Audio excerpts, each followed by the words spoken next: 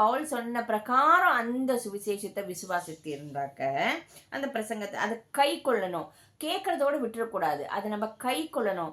ஆண்டவராக இயேசு கிறிஸ்துவை பற்றி நம்மளுக்கு சுவிசேஷம் வரைச்சே அதை நம்ம கேட்டு அப்படியே விட்டு விடாதபடிக்கு அந்த ரட்சிப்பை பெறும்படி, அந்த ரட்சிப்பின் பெற்றுக்கொண்டு அதன்படி வாழ்க்கையை வாழ்ந்து காமிக்கும்படி, அந்த சுவிசேஷத்தை நம்மளும் அனுபவித்து மற்றவங்களுக்கும் கொண்டு போய் சேர்க்கும்படி அப்படி சாட்சியுள்ள வாழ்க்கை வாழணும். இல்லைன்னா அந்த விசுவாசம் என்னவா விருதாவாக போயிடுமா, வீணாக போயிடும்.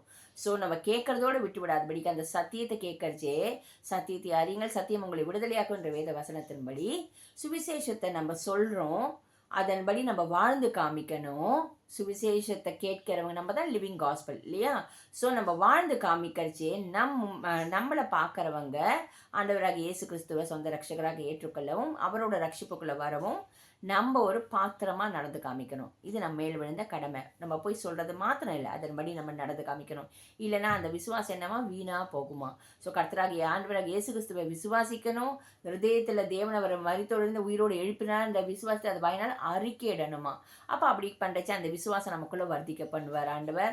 அந்த விசுவாசம் நம்ம மாத்திரம் இல்லை, நம்ம நிமித்தம் மற்றவங்களையும் ஏசப்பா கிருபையினால மற்றவங்களையும் அந்த ரட்சிப்புக்குள்ளே நடத்த அது ஏதுவாக இருக்கும். ஸோ இன்றைக்கி அந்த விசுவாசத்தை எங்கேயாவது உங்களுக்குள்ளே தனிந்து போயிருந்தாலோ, இல்லை அது எங்கேயாவது கொஞ்சம் நீங்கள் அதுக்கு வேறு விதமான ஒரு சில காரியங்கள் செய்திருந்தாலோ, இன்றைக்கி அந்த விசுவாசத்தை புதுப்பித்துக் கொள்ளும்படி ஆண்டவர் பக்கம் மனம் திரும்புங்க. அவர் கொடுத்த ரட்சிப்பை இழந்துடாதபடிக்கு அவர் கொடுத்த உங்களுக்கு இலவசமாக கொடுத்தாரு. இலவசமாக வாங்கி கொண்டோம், இலவசமாக மற்றவங்களுக்கு கொடுக்கறதுக்கு சுவிசேஷத்தை மற்றவங்க கிட்ட கொண்டு போய் சேர்க்கறத நம்ம மேல் இந்த கடமை. நம்மளுக்கு யாரை கொண்டாவது ஆவியானவர் சொன்னார் இல்லையா? அப்போ மற்ற பேர் எத்தனை இருளில் எத்தனை அடிமைத்தனத்தில் இருப்பாங்க, அவங்களுக்கு ஆண்டவராக இயேசு கிறிஸ்து பற்றி யார் போய் சொல்லுவா? நம்ம சொல்லணும். ஏன் நம்ம சொல்லணும்? இது நம்ம மேலே இந்த கடமை. நம்ம விடுதலையாக்கி அவர் இயேசு கிறிஸ்து சொந்த ரத்தத்தினால ஜீவனை கொடுத்து நம்மளை கிரமையாக நம்மளை விலைக்கு அவர் வாங்கியிருக்கார். விலைக்குனாக்க அடிமைத்தனத்தில் இருந்தோம் இல்லையா? இருளிலும் பிசாசோட காரியங்கள் இருந்தோம். அவர் சொந்த ரத்தத்தினால நம்மளை அவர் மீட்டு எடுத்திருக்கார். அவரோட சொந்த ஜனமா பிள்ளைகளா சீஷியாக நம்ம மாறி இருக்கோம்.